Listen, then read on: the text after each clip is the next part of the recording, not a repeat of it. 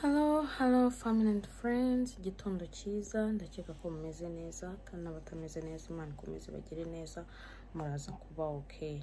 Turi mu isi dufashe igihe mu ntambara, turarwara, tugapfusha, duhura n'ibintu byinshi, ariko Imana niyo rugena rwose kandi Imana nishobora ibintu byose. So rero mu kwizera Imana no gukomeza kuyitakambira ibintu bizagenda neza. So nkomeza kwihanganisha abantu babuze ababo, nkomeza kwihanganisha bari mu bitaro, abiki gihe kigeze barwaje, Imana y'amahoro ibagiriye neza. So rero get ready, n'umuryango wanjye tugiye kujya muri gym.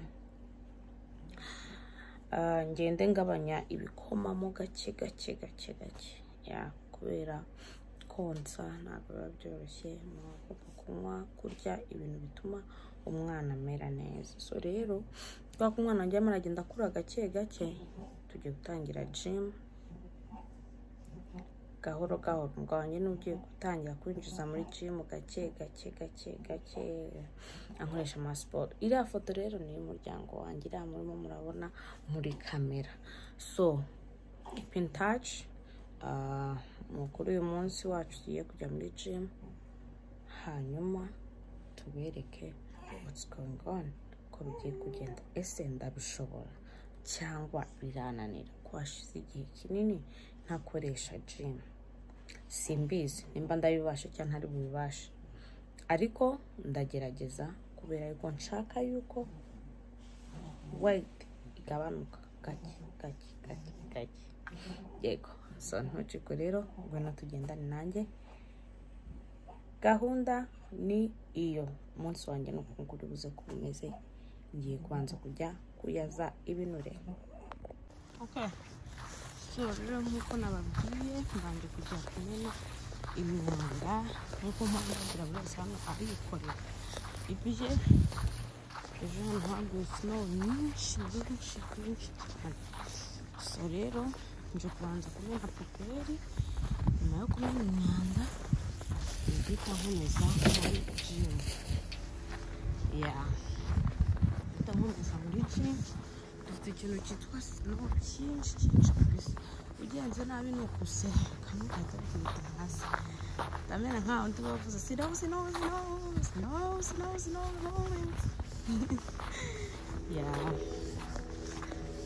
So rero ndakomeza gutangana muri yanzira naberetse ya gym.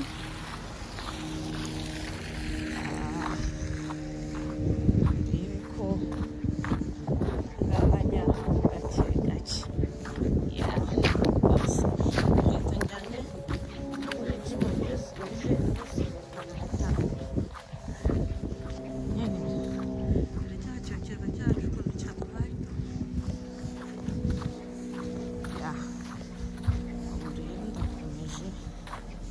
muri gym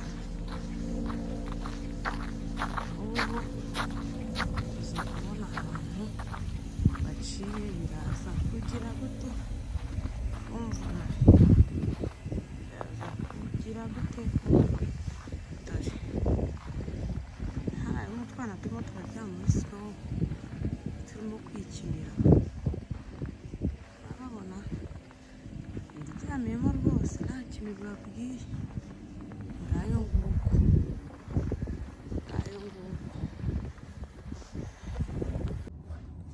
So nyuma y'ibyo rero gym twayigezemo, umwana wacu arimo hariya asinziriye, uriya ni papa wacu nawe ari muri siporo. Twazananye, yaje kunyigisha uko bakora. Ngayo nguko.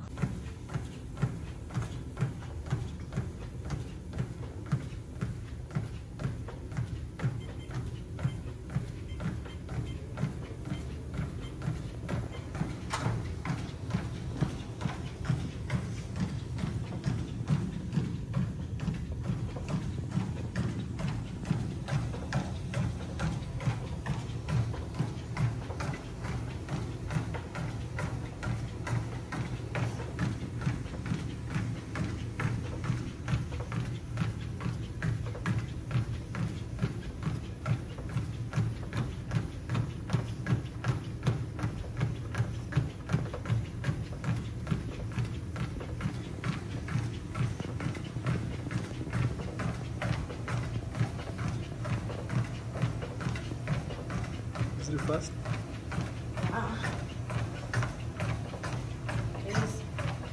Kajya. Hello family and friends. Rero tuvuye kuri iriya mashini yindi tuje ku igare naryo dukoreho turebe. Noneho rero utamenyereye gutwara igare mpita nduha vuba mu maguru, ariko birimo biragenda biza. Buriya ningera mu rugo nkahita mfata umunzani ngasanga ngeze mu kiro 80. Nguko ntabwo byoroshye, icyo ushaka ushyiramo agatege, nubwo biba bikomeye ariko ni danje ndarushye.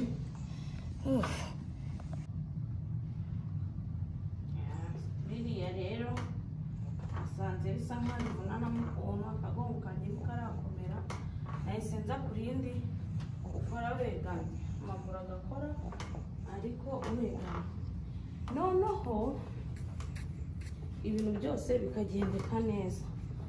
Ubu narimo ngendesha imbere, ndibona kugendesha inyuma kugira ngo hano inyuma mu maguru naho habonemo agahenge n'akabaraga.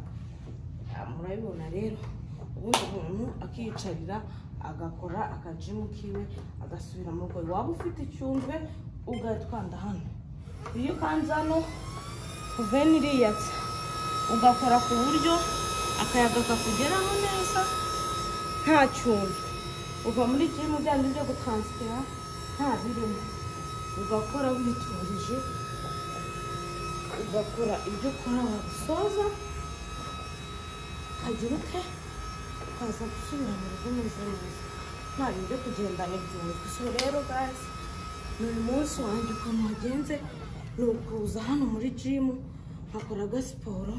Murabizi ko muri inkoramutima zanjye utuntu twose banumva nabereka nkabagezaho mukamenya uko ibintu byifashe. So rero ndabakunda kandi cyane cyane cyane. Umunsi wanjye ubwo nyuma y'iri gare tuza dusubira mu rugo njye gutegura breakfast. Ntabwo nakoresha breakfast ntarabanje kuza muri siporo, kwanza nkaza muri siporo kugira ngo twatundi buze kuza gukoresha, ndibuze kuza kurya, tuze kuza kuba saved y'umwana aze kubona icyo yona. So ngahe nguko rero ndabakunda, Imana ibahire, Imana ihire ibiganza byanyu. Keep in touch please, wakomeza ugakora subscribe ku bantu batarayikora, like, share na comment. Muri umugisha kuri njyewe, amahoro y'Imana abane namwe, ndabakunda cyane.